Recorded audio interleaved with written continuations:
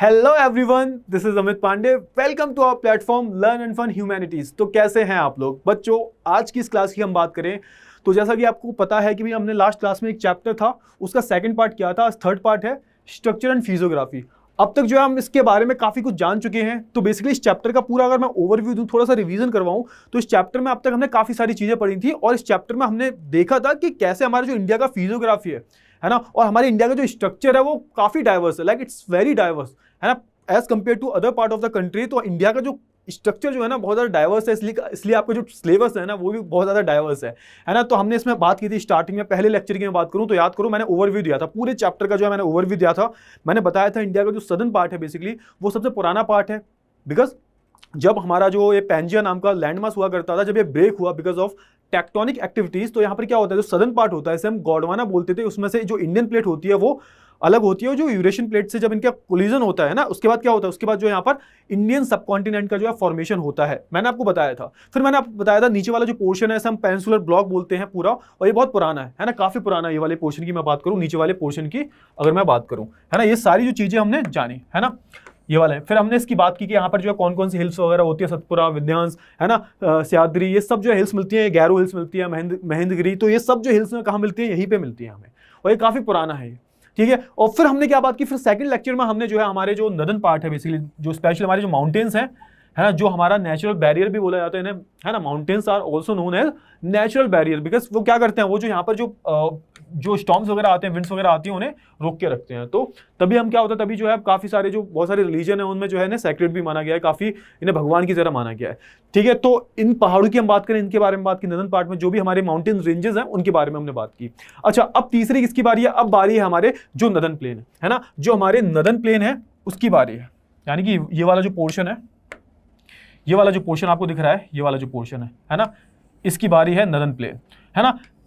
अब ये कैसे बना, ये कैसे ओरिजिनेट हुआ, तो उसके बारे में जो है बात करेंगे। तो मैंने आपको क्या बोला था, अब स्टार्टिंग से थोड़ा सा कनेक्ट करने की कोशिश करो। मैंने आपको बोला था कि ये जो पार्ट है, ये वाला, है ना, ये जो पार्ट है, ये जो इतना पार्ट है ना बेसिकली, ये क्या था भाई, ये तो बहुत पुराना पार्ट है ना, ये तो स्टार्टिंग से था, पैंजिया नाम का लैंडमास हुआ करता था, स्टार्टिंग से था। लेकिन ये वाला जो पोर्शन है ना पूरा, ये वाला जो पोर्शन है, ये कैसे बना है, तो जब एक कॉलिजन हुआ था, मतलब हमारे इंडियन प्लेट का यूरेशियन प्लेट से कॉलिजन हुआ था, तब क्या हुआ था, जब ऐसे काइंड ऑफ कॉलिजन हुआ तो यहाँ पर जो स्ट्रक्चर बनता है, तो माउंटेन्स का जो है स्ट्रक्चर बनता है। अब यहाँ पर आपके मन में आएगा कि सर ये जो नदर्न प्लेन्स है ना, नदर्न प्लेन्स मतलब जो प्लेन एरिया है basically, northern plains it's called like, ये देखो आप देख रहे हो ना, आज का जो राजस्थान है, आज का जो पंजाब है, दिल्ली, उत्तर प्रदेश, बिहार, वेस्ट बंगाल, आसाम, ये सब क्या है, ये पूरा जो है काइंड ऑफ आप बोल सकते हो नदर्न प्लेट का पार्ट है, it's a part of northern plane. ये कैसे बना भाई, है ना, यहाँ पर ये जो प्लेन एरिया है कैसे बना, कैसे आया ये, तो उसके बारे में जो हम इस लेक्चर में बात करेंगे। तो आई होप आपको इस लेक्चर की जो आउटलाइन है वो अच्छे से जो है क्लियर हो गई होगी, ठीक है ना। तो सबसे पहले हम बात कर लेते हैं किसके बारे में, सबसे पहले हम बात करेंगे इंडो गंगा ब्रह्मपुत्र प्लेन। अच्छा, ये कुछ भी नहीं है, नदन प्लेन को ही हमने क्या बोल दिया, हमने नदन प्लेन को ही बेसिकली बोल दिया है इंडो गंगा ब्रह्मपुत्र प्लेन। क्यों बोला सर? अच्छा, यहाँ पे मेन रीजन क्या है कि जो प्लेन बने हैं ना, प्लेन जो बने हैं, ये जो प्लेन एरिया जो पूरे बने हैं, यहाँ पर जो है सबसे फर्टाइल एरिया है बेसिकली, सबसे ज्यादा डेंस पॉपुलेटेड ये पूरा इलाका बोला जाता है। क्यों है? क्योंकि यहाँ पर खेती बहुत अच्छे से होती है, सॉइल जो है बहुत फर्टाइल है, और यहाँ पर जो है इसी वजह से काफी ज्यादा पॉपुलेशन जो है यहाँ पे देखी जाती है इधर साइड, है ना। यानी कि इंडिया की टोटल आधी से भी ज्यादा पॉपुलेशन जो है इस एरिया में रह रही है ना। हम अगर पूरे इंडिया को कंपेयर करें, सबसे ज्यादा पॉपुलेशन इसी एरिया में रहती है, यूपी, बिहार, पंजाब, हरियाणा, इसमें। अच्छा, अब इसका रीजन क्या है, तो मैंने बताया आपको, यहाँ पर जो है सॉइल फर्टाइल है। अब जो सॉइल फर्टाइल है वो आया कैसे, है ना, तो जो सॉइल है ना वहाँ पे आया कैसे, तो भैया वो जो है इंडो गंगा ब्रह्मपुत्र जो रिवर्स है, ये कहाँ से निकलती हैं, तो ये हिमालयन रिवर है ना, जो न्यूली ऑरिजिनेटेड हिमालयाज है वहां से जो रिवर्स निकलती हैं, जब ग्लेशियर्स पिघलते हैं तो अपने साथ में बहुत सारे सेडिमेंट्स को लाते हैं, उससे क्या हुआ है, उससे जो है ये हमारे नदन प्लेन्स बने हैं। तो हमने इन्हें क्या बोल दिया, हमने इन्हें बोल दिया इंडो गंगा ब्रह्मपुत्र प्लेन्स। अब मेन क्वेश्चन ये आता है कि सर ये प्लेन बने कैसे, मतलब इनकी स्टोरी क्या है, किस तरह से इनकी स्टार्टिंग होती है, बने कैसे, तो उसके बारे में थोड़ी सी हम बात कर लेते हैं कि इन प्लेन्स ये बने कैसे, इनका बनना कैसे शुरू हुआ, इनकी पूरी हिस्ट्री क्या है, इनका इवोल्यूशन कैसे हुआ, उसकी जो है हम थोड़ी सी बात कर लेते हैं। So the third geological division of the India comprises of the plains of the formed by rivers Indus, Ganga and Brahmaputra. तो मतलब जो थर्ड जो हमारा एक डिवीजन जो है ना, जैसे हमने पेनिनसुला की बात की, हमने माउंटेन्स की बात की, और हम थर्ड की बात करें तो Indian comprise of the plains formed by Ganga, Indus and Brahmaputra. ये जो तीन रिवर्स है ये क्या फॉर्म करती है, हमारे जो प्लेन एरियाज है, आज के जो प्लेन एरियाज आप देखते हो वो फॉर्म करते हैं, ठीक है। अच्छा, यहां पे अब दे रखा है कि इनका इवोल्यूशन कैसे हुआ, तो it was a cynical depressions which attain its maximum development during the third phase of the Himalayan mountain formation approximately about 64 million years ago. Sir ये क्या बोल दिया आपने, ये सिनिकल डिप्रेशन क्या होते हैं? इसका मतलब होता है जो बड़े बड़े गड्ढे। अब हुआ क्या, सुनो, अब जैसे मान के चलो ये जो है ना, यहाँ पर क्या हुआ, ये जो प्लेट है मान के चलो ये इंडियन प्लेट है और ये यूरेशियन प्लेट है ना, ये यूरेशियन प्लेट है। जब ये ऐसे टकराई ना आपस में, जब ये ऐसे टकराई तो ये स्ट्रक्चर क्रिएट होता है, ये वाला स्ट्रक्चर क्रिएट होता है ना, ये वाला जो है स्ट्रक्चर क्रिएट होता है। मतलब ये दोनों टकरा रही हैं आपस में और यहां पर क्या बन जाते हैं, यहां पर बड़े बड़े जो है डिप्रेशंस क्रिएट हो जाते हैं। ये बड़े बड़े जो है डिप्रेशंस क्रिएट हो जाते हैं, ये है ना, इनको क्या बोला है, इनको ये सिनिकल स्ट्रक्चर जो बोला है ना, सिंक्लिनिकल स्ट्रक्चर जो ऐसे ही बोला है। सिंक्लिनिकल स्ट्रक्चर क्या हो गया, सिंक्लिनिकल स्ट्रक्चर का मतलब ही क्या है, जो बड़े बड़े डिप्रेशन बन जाते हैं ना बेसिकली, उसे हमने क्या बोल दिया, उसे हमने सिंक्लिनिकल स्ट्रक्चर जो है बोल दिया, सिंक्लिनिकल डिप्रेशन जो है बोल दिया। ये क्या है बेसिकली, जब दो प्लेट्स टकरा रही है, मान के चलो ये ऐसे टकरा रही है, ये टक्कर हो रही है, तो ये क्या होगा, ये होगा। अब जो इधर पार्ट है, ये वाला जो पार्ट है, इधर क्या होगा, इधर जो बड़े बड़े डिप्रेशन क्रिएट हो जाएंगे, ये वाले है ना, ये वाले जो है डिप्रेशन क्रिएट हो जाएंगे। ये दोनों प्लेट्स जो आपस में टकरा रही हैं, तो ये जो डिप्रेशन क्रिएट हो गए हैं, तो ना हमने जियोसिनिकल डिप्रेशन जो है बोल दिया है। ठीक है, अब क्या हुआ, अभी डिप्रेशन क्रिएट हो गए। ठीक है, अब नेक्स्ट स्टेप क्या था, अभी बड़े बड़े गड्ढों में रह रहे हैं क्या हम लोग? नहीं, हम तो भैया प्लेन एरिया में रह रहे हैं ना, हम तो प्लेन्स में रह रहे हैं बेसिकली, हम इन गड्ढों में थोड़ा रह रहे हैं, डिप्रेशंस में थोड़ा रह रहे हैं।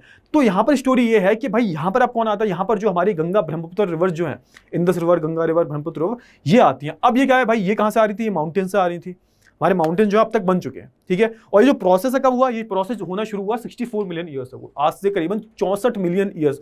1 मिलियन में 10 लाख होते हैं, है ना, तो ये अब हिसाब लगा लो कितना हो गया, करीबन 1 मिलियन में 10 साल, तो 64 इंटू 10 640 ईयर्स अगो, है ना, 640 लाख साल पहले, है ना, 640 लाख साल पहले जो है ये हुआ था। और यहाँ पर हम बात करें बेसिकली, तो यहाँ पर होता क्या है, यहाँ पर जो है डिप्रेशन है ना, फिल होने शुरू हो जाते हैं। किससे फिल होने शुरू हो जाते हैं, तो आप बोल सकते हो ये काइंड ऑफ यहाँ पर जो सेडिमेंट्स लाते हैं, है ना, ये जो गंगा ब्रह्मपुत्र अंदर से अपने सेडिमेंट्स लाती है ऊपर से, जैसे होता है ना कि जैसे बहुत बड़े माउंटेन्स हैं, ठीक है, बहुत बड़े माउंटेन्स हैं। अब यहाँ पे क्या होता है, यहाँ पर ग्लेशियर्स वगैरह जब पिघलते हैं, मेल्ट होते हैं, तो यहाँ पर ये स्टीम्स वगैरह जनरेट होती हैं। अब जब ये ऊपर से बहुत तेजी से आ रहे होते हैं ना, तो इनको स्लोप काफी अच्छा मिल जाता है, काफी स्टीपी स्लोप मिल जाता है इन्हें। और जब स्टीपी स्लोप मिल जाता है ना, तो अपने साथ में बहुत सारे सेडिमेंट्स लाते हैं, इसे हम गाद बोलते हैं हिंदी में, है ना। वो जो सेडिमेंट्स होते हैं वो डिपॉजिट होते रहते हैं।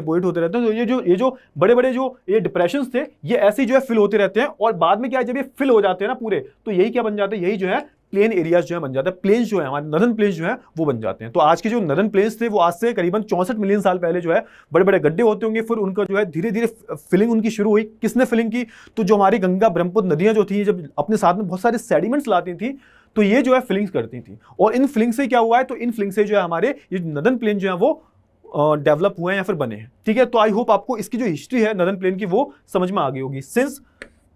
Since then it has been gradually filled by sediments brought by the Himalayan and Peninsular river। तो ये कुछ हिमालयन रिवर्स थी और कुछ पेनिनसुलर रिवर्स थी। यहाँ पे पेनिनसुलर की बात कौन कर रहा है भाई, पेनिनसुलर मतलब जो हमारे पेनिनसुलर वाले पार्ट की, यानी कि ये जो नीचे वाला पार्ट जो है ना, नीचे वाला जो पार्ट है, यहाँ से जो नदियां जाती हैं, कुछ इन्होंने अपने सेडिमेंट्स डिपोजिट किए, कुछ हमारी जो हमारे हिमालयन रिवर्स थी, इन्होंने कुछ अपने सेडिमेंट्स डिपोजिट किए। और इससे क्या होता है, इससे जो हमारे नदर्न प्लेन बन जाते हैं, है ना। अच्छा, अब इनकी एवरेज डेप्थ कितनी है, तो भैया ये जो गड्ढा भरा गया है ना, तो इसकी एवरेज डेप्थ कितनी होगी, तो 1000 से 2000 मीटर। मतलब कितने मीटर के गड्ढे होंगे, 1000 से 2000 मीटर जो है गहरे गड्ढे होंगे। इनको जो है भरा गया है टाइम के साथ साथ, है ना। जैसे जैसे यहाँ पे सेडिमेंटेशन होता गया, सेडिमेंट्स आते गए, और ये जो डिप्रेशन थे बड़े बड़े, ये भरे गए। तो इसकी डेप्थ कितनी बताई जाती है, डेप्थ जो इसकी बताई जाती है वो 1000 से 2000 मीटर बताई जाती है। तो आई होप आपको इतना भी जो है क्लियर हो गया होगा।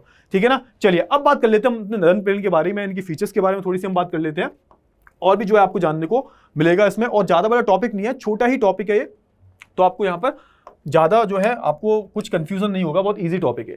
सो the northern plains are formed by alluvial deposits brought by the rivers the Indus, Ganga and Brahmaputra. यहाँ पे भैया कि जो हमारे एलुवियल है ना, तो हमने क्या बोलते हैं, जैसे हमारे यहाँ पर जो सॉइल मिलती है वो क्या मिलती है, वो एलुवियल सॉइल मिलती है। एलुवियल सॉइल को हम क्या बोलते हैं, इसे हिंदी में हम बोलते हैं जलोढ़ मृदा, है ना। आपको हिंदी में ही पता होना चाहिए, क्योंकि देखो आपकी हिंदी जो है मदर टंग है, तो बेसिकली हिंदी में भी कुछ कॉन्सेप्ट पता होना चाहिए। तो इसे हम एलुवियल सॉइल को हम क्या बोलते हैं, इसे हम बोलते हैं जलोढ़ मृदा। तो जो सेडिमेंटेशन हो रहा है, जो सेडिमेंट्स आ रहे हैं, वो किस फॉर्म में आ रहे हैं, वो एलुवियल सॉइल बोला जाता है उसे, है ना। ये भी दो टाइप की होती है, बांगर खादर, इसके बारे में हम आगे पढ़ेंगे।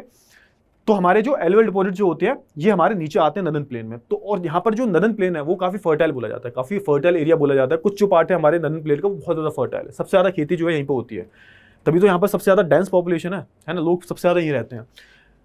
The northern plain are found by alluvial deposits brought by the rivers the Indus, the Ganga and Brahmaputra. आगे बढ़ते हैं। This plain extend approximately 3200 kilometre from east to west. अच्छा, अब यहाँ पे इनका जो एक्सटेंशन मतलब कितना ज्यादा एक्सटेंड है ऐसे करके, है ना, ईस्ट टू वेस्ट बात हो रही है, यानी कि ईस्ट टू वेस्ट। इधर आ जाओ, है ना, ईस्ट, एक मिनट थोड़ा सा रुक जाओ, ईस्ट टू वेस्ट, है ना, ऐसे हम देखें, ये ईस्ट है हमारा और ये हमारा वेस्ट है ना, ये हमारा वेस्ट है, यहाँ तक ले आओ, यहाँ तक आ जाओ पूरा, तो ये पूरा, है ना, ये पूरा यहाँ से लेके वहाँ तक ये कितना है, तो 3200 किलोमीटर, 3200 किलोमीटर। ठीक है, तो वही बोल रहा है कि this plains extend approximately 3200 kilometre from the east to west. The average width of this plains varies between 150 to 300 kilometre. अच्छा, ये विड्थ की बात कर लेते हैं, विड्थ की, है ना, डेप्थ की बात नहीं हो रही, डेप्थ तो मैंने बता दिया, डेप्थ कितनी है इनकी, तो वो 1000 से 2000 मीटर। अगर मैं इनकी विड्थ की बात करूं, मतलब इनकी चौड़ाई की बात करूं, तो देखो यहाँ पर ये जो देखो, ये वाली, इसकी बात कर रहा हूं मैं, ये है ना, इसकी बात कर रहा हूं, तो ये आप बोल सकते हो 150 से 300 किलोमीटर, यानी कि यहाँ पे आप देखोगे, यहाँ पे आपको 300 किलोमीटर मिल जाएगा, है ना, और यहाँ पर जो आपको जो है 150 मिल जाएगा, है ना, तो ये 150 से 300 किलोमीटर के बीच में जो है इसकी विड्थ है। आई होप आपको इतना भी जो है क्लियर हो गया होगा। तो इनकी जो विड्थ है वो आपको क्लियर हो गई, और इनका जो एक्सटेंशन है वो कहाँ से कहाँ तक है, ईस्ट टू वेस्ट तक जो है 3200 किलोमीटर तक का है। ठीक है, चलिए, आई होप आपको इतना जो है क्लियर हो गया होगा। आगे बढ़ते हैं और आगे जो हम अगले पॉइंट्स पर बढ़ते हैं। The maximum depth of the alluvial deposits varies between 1000 to 2000 metre from the north to south.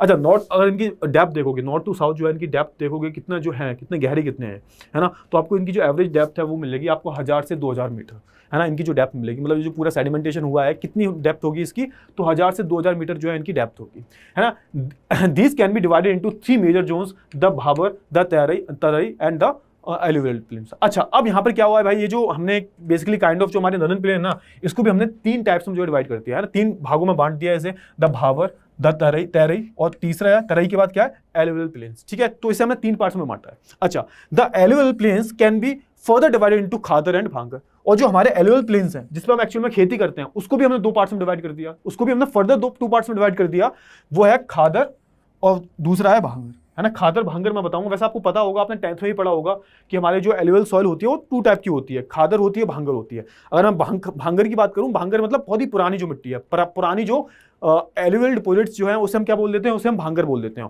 और खादर की हम बात करें तो खादर क्या होता है, खादर जो न्यू एलुवियल डिपॉजिट जो होते हैं, नई जो मिट्टी होती है उसे हम क्या बोल देते हैं, उसे हम खादर बोल देते हैं, नई मिट्टी जो होती है। और ये काफी क्या होती है, ये काफी फर्टाइल होती है, फर्टाइल काफी ज्यादा होती है एज कम्पेयर टू भांगर, इट्स वेरी फर्टाइल। ठीक है, चलिए अब बात करें, देखो ये भांगर और भाबर में कंफ्यूज मत होना है, भाबर अलग है, ये अलग है, भाबर अलग है। भाबर का मतलब मैं बताऊंगा, भाबर अलग है और ये भांगर अलग है। Bhangar it's a kind of alluvial soil, ये it's a part of the alluvial soil. ठीक है, अगर इफ आई टॉक अबाउट भांगर, है ना, ये भाबर जो है वो अलग है, भाबर तराई वगैरह ये अलग है। अच्छा, ये भाबर तराई और एलुवियल प्लेन्स क्या है, तो हमने जो नदन प्लेन्स थे इसको 3 पार्ट्स में डिवाइड किया, और वो 3 पार्ट क्या है, तो भाबर, तराई और एलुवियल प्लेन्स। अब मेन क्वेश्चन ये आता है कि सर ये तीनों हैं क्या, भाबर तराई और एलुवियल प्लेन्स, ये हैं क्या, इनका मतलब क्या है। तो इनका मतलब जो है पहले जान लेते हैं कि इनका मतलब क्या है। तो अगर मैं भाबर का देखूं तो भाबर क्या है, तो Bhabar is a narrow belt ranging between 8 to 10 kilometre parallel to the Shivalik foothills at the breakup of the slope. अब सुनो, यहाँ पे मैंने आपको क्या बताया था कि हमारे जो काइंड ऑफ जो हिमालयाज हैं, याद करो हिमालय जो है, यहाँ पे आ जाओ थोड़ा सा, मैं इरेज करता हूँ सारी चीजें। जो हमारे हिमालयाज हैं इनकी कितनी रेंजेस हैं, इनकी 3 रेंजेस हैं, है ना। जैसे हम इसकी बात करें, सबसे जो हमारी इनर रेंज है, यानी कि ये वाली रेंज की बात करें, हिमाद्री बोलते हैं, हिमाद्री, है ना, सबसे हायर माउंटेन्स भी यही है। इसकी हम बात करें, हमारा मिडिल हिमालय है। फिर सबसे नीचे कौन आ जाता है, सबसे लोअर हिमालय जो आ जाता है, इन्हें शिवालिक बोलते हैं, है ना, शिवालिक बोलते हैं। जहां पर क्या होता है, जहां पर जो है इनकी जो हाइट है, मतलब इनकी जो हाइट है बहुत कम हो जाती है, तो यहाँ से शुरू होता है हमारा कौन, यहाँ से शुरू होता है भाबर, है ना। भाबर जो है इसके जो फुटहिल्स होते हैं, यानी कि हमारे शिवालिक के फुटहिल्स हैं, यहाँ से जो ये एरिया शुरू हो जाता है, और कितने तक एक्सटेंड होता है, तो ये जो है 8 to 10 किलोमीटर किसके पैरेलल होता है, तो ये जो है शिवालिक जो फुटहिल्स है ना, इसके पैरेलल जो है चलता है। ठीक है, अब यहाँ पे देखो, ये देखो, ये हमारे क्या है, ये हमारे सबसे जो लोअर जो हिल्स हैं, जिसे हम शिवालिक बोलते हैं, है ना, ये वाली जो हिल्स हैं, इनके फुटहिल पे आप देखोगे ना, ये है ना, इनके नीचे फुटहिल मतलब बिल्कुल नीचे आप देखोगे, तो ये जो रीजन है, ये आपको क्या मिलेगा, भाबर मिलेगा। अच्छा, भाबर का मतलब क्या होता है, भाबर जो काइंड ऑफ जो एक शब्द है ना, तो यहाँ पे आपको क्या मिलेगा, यहाँ पर जो है आपको बड़े बड़े क्या मिलेंगे, बड़े बड़े आपको पेबल्स मिलेंगे, पत्थर मिलेंगे बड़े बड़े। आपने देखा होगा, जो भी बच्चे पहाड़ों पे गए होंगे उन्होंने देखा होगा नीचे जो है नदियां जो स्ट्रीम्स वगैरह बह रही होती हैं, स्ट्रीम्स बह रही होती हैं, उनके नीचे से पूरी की पूरी नदी बह रही होती है, लेकिन उसके ऊपर जो है बड़े बड़े पत्थर रखे होते हैं, बड़े बड़े पत्थर होते हैं। आपने देखा उन पत्थरों पर बैठ के आप लोग फोटो वगैरह भी खिंचवाते हो, ठीक है। तो ये कहां पर मिलेगा, ये जो है भाबर वाले आपको रीजन में मिलेगा। और ये कहां से कहां तक है भैया, ये कहां से कहां तक एक्सटेंड है इनकी जो विड्थ है पूरी, तो 8 से 10 किलोमीटर है ना। ये है क्या बेसिकली, तो भाई मोटे मोटे जो पत्थर होते हैं, जब वो नदियां बहुत तेजी से ऊपर आ रही होती हैं तो मोटे मोटे पत्थर वगैरह लाती हैं, सेडिमेंट्स वगैरह लाती हैं, है ना। जो इरोजन जो होता है वो अपने साथ में लाती हैं पत्थर। तो ये जो है हमने भाबर बोल दिया। अब इसमें क्या होता है, सीन इसमें ये होता है कि ये भाबर होते हैं ना, भाबर के अंदर से नदी निकलती है, तो ऊपर से कोई भी नदी बह के आ रही है ना, तो ये बड़े बड़े पत्थर दिख रहे हैं ना, तो आपको लगेगा आप पत्थरों के ऊपर खड़े हो और नीचे पूरी की पूरी नदी बह रही है आपकी। तो होता क्या है, जब ये नदी नीचे आ रही होती है ना, तो पूरी नदी छुप जाती है किन में, तो ये जो बड़े बड़े भावर दिख रहे हैं आपको, बड़े बड़े ये जो पत्थर दिख रहे हैं, इनमें जो है पूरी हमारी जो स्ट्रीम्स होती हैं वो खो जाती हैं। फिर आप देखोगे जब बिल्कुल ही प्लेन एरिया में आ जाती हैं तो क्या होता है, फिर क्या होता है, फिर जो है ये इसमें क्या होता है, इसमें तो जो है ये इधर से उधर, जैसे मान के चलो बड़े बड़े पत्थर डले हुए हैं, है ना, बड़े बड़े पत्थर डले हुए हैं, ये पत्थर है। अब यहाँ पे पूरी स्टीम आई तो ऐसे ऐसे करके जो है क्या करेगी, अपनी बिल्कुल अलग हो जाएगी, ये जो स्टीम से बिल्कुल अलग हो जाएंगी। फिर क्या होगा भाई, ये कभी तो खत्म होंगे ना, ये भावर जब खत्म होते हैं तब क्या शुरू होता है, तब जो है तेरई शुरू होता है। तेरई बेसिकली काइंड ऑफ कैसा रीजन है, तेरई जो है यहाँ पर थोड़ा सा आप बोल सकते हो स्वाम्पी एरिया हो जाता है। स्वाम्पी क्यों हो जाता है, क्योंकि यहाँ पर क्या है, यहाँ पर तो बड़े बड़े क्या थे, बड़े बड़े पत्थर थे यहाँ पे, तो यहाँ पर जो पानी जो है ना, ये क्या हो जाता है भाई, ये अलग अलग हो जाता है ना, जो स्टीम्स होती है अलग अलग हो जाता है। जब ये खुला है, कोई आप बोल सकते हो ये जो पूरा रीजन मिलता है ना, इन्हें कोई ओपन रीजन मिलता है, तो यहां पर ये आके जो है क्या होने लगता है, यहां पर आके जो है ये अलग अलग डायरेक्शन में भागता है। तो ये जो एरिया होता है बहुत ज्यादा स्वैम्पी होता है, दलदली एरिया होता है, इसको हम क्या बोल देते हैं, इसको हम तेरई बोल देते हैं, है ना। और ये तेरई हुआ कि स्वैम्पी एरिया है क्यों, क्योंकि सुनो यहाँ पर तो पूरा स्लोप खत्म हो चुका है और यहाँ पर जो है पूरा प्लेन एरिया शुरू हो गया है। लेकिन यहाँ पर क्या है, भाबर जो थे, भाबर में पत्थरों से छुप छुप के जो है रिवर ऐसे आ रही है, ऐसे ऐसे आ रही है। तो जैसे आप होता है ना, आप कोई पानी डालोगे आप, है ना, कोई पत्थरों की, जैसे एक प्रैक्टिकल करना, 5-6 पत्थर लाना, उसके बीच में पानी डालना, है ना, और पानी जब उसके ऊपर डालोगे तो जब वो बाहर जाएगा ना, तो उसकी जो स्टीम्स होंगी कहीं इधर जाएंगी, इसकी इधर जाएंगी, इधर जो उसका स्लोप होगा बेसिकली वो इधर भागेगा, इधर भागेगा, इधर भागेगा। तो यहाँ पर क्या होता है, वही होता है यहाँ पर, जब ये पानी ये भाबर को क्रॉस करता है ना, तो यहाँ पर क्या हो जाता है, यहाँ पर जो है अलग अलग पानी भागता है, जिसकी वजह से क्या हो जाता है, यहाँ पर जो है काइंड ऑफ एक स्वैम्पी रीजन जो है डेवलप हो जाता है, एक दलदली एरिया डेवलप हो जाता है, ठीक है। फिर यहाँ पे क्या आता है, फिर यहाँ पर जो है, यहाँ पर हमारा जो सीन शुरू होता है, हमारा जो मेन लैंड है जहाँ पर खेती वेती होती है ना, यहाँ पर इसे हमने भांगर और खादर में बांट दिया है ना। अब भांगर का मतलब क्या है, भांगर का मतलब होता है भैया ओल्ड एलुवियल सॉइल, और खादर का मतलब होता है न्यू एलुवियल सॉइल। तो खादर कहाँ पाई जाती है, खादर सबसे ज्यादा कहाँ पाई जाती है, तो ये जो फ्लड प्रोन जो एरिया जो होते हैं, फ्लड प्रोन मतलब जहाँ पे बाढ़ बहुत ज्यादा आती है। अब होता क्या है, देखो मान के चलो ये पानी है ना, ये पानी बह रहा है ना। अब मान के चलो ये रिवर का नॉर्मल फ्लो है, अब बाढ़ आ जाती है तो रिवर का जो नॉर्मल फ्लो हो जाता है बहुत ज्यादा बढ़ जाता है ना, 2-3 किलोमीटर और ज्यादा बढ़ जाता है। बाढ़ तभी तो बोलते हैं बाढ़ आ गई, बाढ़ आ गई, यानी कि रिवर का जो फ्लो होता है वो बहुत ज्यादा बढ़ जाता है कि वो गांव तक में पानी पहुंच जाता है ना, तो बहुत ज्यादा हो जाता है। अब होता क्या है कि बाढ़ तो है, कभी ना कभी शांत हो जाएगी, तो जब वो नॉर्मल अपने फ्लो पे आ जाती है तो होता क्या है, और ये वाला जो पानी है वो चला जाता है ना। लेकिन भाई जो पानी अपने साथ में सेडिमेंट्स लाया होता है, नई जो मिट्टी लाया होता है, उसको हम क्या बोल देते हैं, उसको जो है हम बोल देते हैं खादर। मतलब ये क्या होता है, मैंने बोला ना, ये देखो ये क्या है, वाटर है ना। वाटर के आसपास की जो आपको मिट्टी मिलेगी ना, क्या मिलेगी, ये वाटर के आसपास की जो मिट्टी मिलेगी आपको, ये जो नदियों के आसपास की जो भी मिट्टी मिलेगी वो क्या मिलेगी आपको, वो जो है खादर मिलेगी, है ना। खादर जो मिट्टी होती है, इसकी फर्टिलिटी जो होती है वो बहुत ज्यादा होती है। तो हमने कुछ ऐसे जो है हमने अपने प्लेन्स को डिवाइड कर दिया। अब यहाँ पे जो है थोड़ा सा थ्योरी पढ़ लेते हैं, अब आपको समझ में आ जाएगा। देखो Bhabar is a narrow belt, एक नैरो बेल्ट होती है ranging between 8 to 10 kilometre parallel to the Shivalik. Shivalik के पैरेलल होती है 8 to 10 किलोमीटर, और ये काइंड ऑफ ये जो फुटिल्स जो जब ये काइंड ऑफ स्लोपी एरिया बंद हो जाता है, फुटिल्स पे जो है ये जो पूरा भाबर वाला रीजन है वो बनना शुरू होता है, ठीक है। The streams and rivers coming from the mountains deposits heavy material of rocks and boulders, ठीक है, समझ में आ गया। यानी कि जो हमारी स्ट्रीम्स आ रही हैं, रिवर्स आ रही हैं, कहां से रिवर्स आ रही है, तो जो हिमालय के रीजन है, जो हिमालयन रीजन है, वहां से जो भी माउंटेन रीजन वहां से जो भी डिपोजिट्स आ रहे हैं, है ना, जो भी बोल्डर्स आ रहे हैं, बोल्डर्स मतलब जो बड़े बड़े पत्थर जो हैं, अरे भाई जब रिवर बहते हुए आती है ना, उसमें बहुत ताकत होती है, बड़े बड़े पत्थरों को अपने साथ में ले आती है। तो यहाँ पे क्या है, यहाँ पे जो बड़े बड़े रॉक्स होते हैं, बड़े बड़े बोल्डर्स जो होते हैं, ये आते हैं। तो फिर क्या होता है, फिर जब नीचे कोई स्ट्रीम आती है वो डिसअपियर हो जाती है। डिसअपियर क्यों हो जाती है, क्योंकि स्ट्रीम जो है वो इन बड़े बड़े रॉक्स और बोल्डर्स के अंदर से बह के जा रही है, ठीक है ना। तभी तो यहाँ पे बोल रहा था streams and rivers coming from the mountains, जो माउंटेन से आ रही हैं स्ट्रीम्स और rivers deposits heavy material of rocks and boulder. तो वही जो अपने साथ हैवी मटेरियल लाती है वो डिपोजिट कर देती है। डिपोजिट कहां पे करती हैं, तो भावर वाले रीजन पे। अब क्या होता है, जो स्ट्रीम्स है वो क्या हो जाती है, वो जो है डिसअपियर हो जाती है। क्यों हो जाती है, क्योंकि भाई बड़े बड़े पत्थर रखे हैं ना, ये बड़े बड़े पत्थर रखे हैं, स्ट्रीम जो है इनके अंदर से बहते हुए जा रही है, ठीक है, तो इस रीजन को हम भावर बोल देते हैं। अब क्या भाई, साउथ ऑफ द भावर, भावर के साउथ में क्या होता है, भावर के जस्ट साउथ में, यानी कि ये वाला भावर का ये जस्ट साउथ है, इस वाले एरिया में क्या होता है, इसे हम बोलते हैं तराई बेल्ट, है ना। So with an approx width of 10 to 20 kilometre where most of the streams and rivers reemerge. अब होता क्या है, ये जो स्ट्रीम जो डिसअपियर हो गई थी, ये रीइमर्ज कहां पे होती हैं, तो ये जो सारी जो स्ट्रीम्स हैं रीइमर्ज कहां पे होती है, तो तराई वाले बेल्ट में होती हैं, है ना। ये अप्रोक्सीमेटली ये कितना होता है, 10 to 20 किलोमीटर का जो है ये एरिया होता है। और यहाँ पर जो ये जो बेल्ट थी, ये जो डिसअपियर हो गई थी, ये जो बेल्ट्स थी वो जो डिसअपियर हो गई थी, ये जो है तराई वाले रीजन में जो है फिर से रीअपियर हो जाती हैं, ठीक है ना। चलिए, without having any properly demarcated channel. अब यहाँ पे क्या होता है, इनका कोई मतलब एक प्रॉपर चैनल नहीं होता, दिक्कत यही होती है, तभी वहां पे क्या होता है, तभी काइंड ऑफ वहां पे स्वैम्पी एरिया जो है डेवलप हो जाता है ना। तो वहां पे इनका कोई डिमार्केटेड चैनल नहीं होता, कोई डिफाइंड चैनल नहीं होता है इनका, इस वजह से जो है ये इधर उधर भागती है ना। Marshy and swampy conditions known as Terai, है ना। तो यहाँ पे कंडीशन कैसी हो जाती है, तो यहाँ का जो एरिया होता है, अब भाई कोई डिफाइंड पाथ तो है नहीं इनका, तो यहाँ का पूरा जो एरिया देखोगे ना आप, काफी ज्यादा नमी होगी यहाँ पे, काफी ज्यादा मार्शी और स्वाम्पी एरिया होगा, यानी कि काफी ज्यादा दलदली एरिया होगा यहाँ का, है ना।